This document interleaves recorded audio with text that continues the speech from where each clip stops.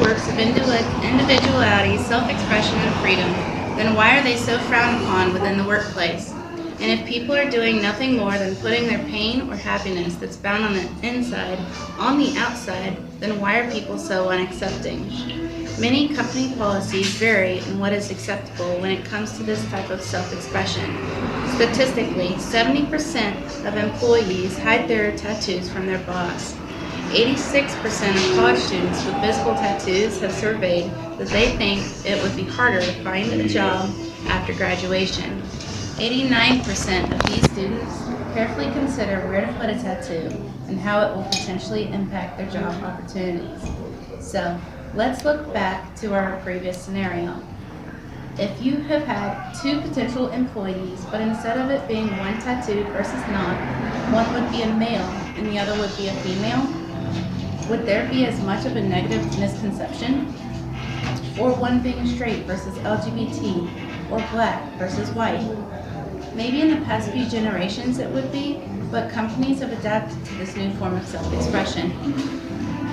It could even be safe to take this argument one step further and say that many companies are more lenient of self-expression than they realize, as they accept an individual's clothing, makeup, and or lifestyle.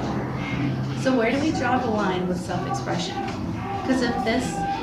Because if they accept disability, sex, religion, sexual orientation, or even their current hairstyle, but not the tattoos they choose to wear, then wouldn't that be considered discrimination?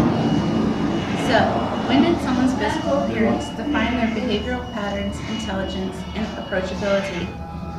In recent history, people with tattoos were viewed as lowlifes, normally limited to criminals, sailors, hippies, motorcyclists, prostitutes, or circus freaks.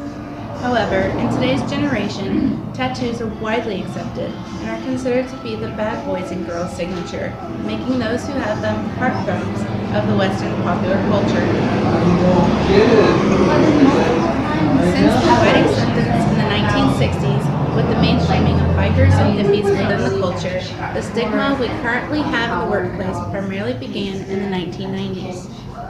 So, if this negative connotation of individuals with tattoos being rebellious or intolerant was based on an older generation's taboo, then why has the workplace not adapted to this new outlook? Is it because they're considered distractions? If so, we must also consider what else is distracting within the workplace. Phones, texting, sarcasm, and bad attitudes, even disorganization could be considered more of a distraction than any form of art on your skin. Is it because of the potential health risk factors?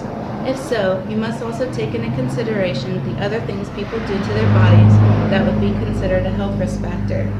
Smoking, drinking, poor hygiene, and even having the funny idea of drinking too many Monster energy drinks to write a persuasive speech could also be considered health risk factors, not tattoos.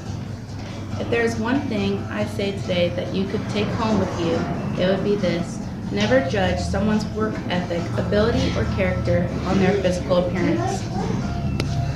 I mean, we've all heard people say it, you'll never get a job with that tattoo. But why?